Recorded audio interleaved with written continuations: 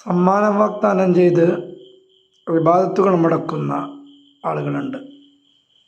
തറാവീഹ് 20 റക്അത്താണെന്ന് തെളിയിച്ചാൽ 1 കോടി ഇനാം.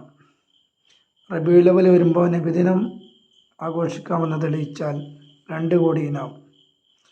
മിഅ്റാജ് നോമ്പ് വരുമ്പോൾ മിഅ്റാജ് നോമ്പ് സുന്നത്താണെന്ന് തെളിയിച്ചാൽ ഉംറ ഫ്രീ. ഷഅബാൻ്റെ നോമ്പ് വരുമ്പോൾ ഷഅബാൻ നോമ്പ് തെളിയിച്ചാൽ സ്വർണ്ണപ്പതക്കം സമ്മാനം.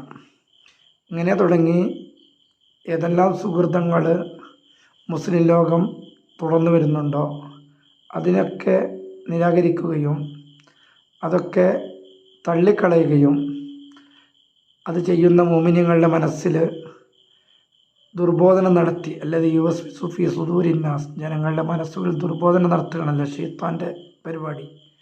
ഇതുപോലെ ജനങ്ങളുടെ ഈമാൻ കളങ്കപ്പെടുത്തുന്ന രൂപത്തിൽ തെറ്റിദ്ധാരണകൾ വരുത്താൻ വേണ്ടി പോസ്റ്ററുമായി ഇറങ്ങുന്ന, അല്ലെങ്കിൽ സോഷ്യൽ മീഡിയയിൽ പ്രചാരണം നടത്തുന്ന വളരെ വൃത്തികെട്ട തീവ്രവാദി വിഭാഗമാണ് നമ്മുടെ നാട്ടിലെ മുജാഹിദുകൾ.